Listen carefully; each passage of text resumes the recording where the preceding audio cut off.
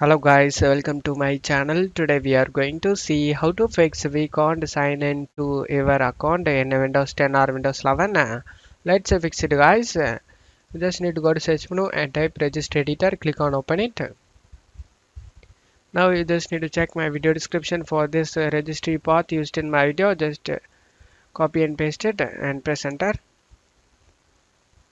Under profile list, you can able to see your profiles listed over here.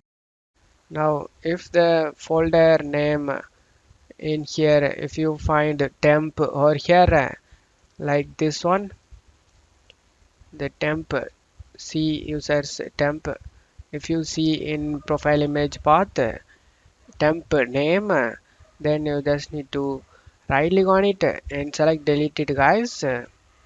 After deleting it, and then you just need to select the dot back folder over here and then right click on it and select rename. And after this dot bark, you just need to backspace it and press enter. After that, you just need to close stuff here and go ahead and restart your PC. After restarting your PC, your problem should be fixed guys.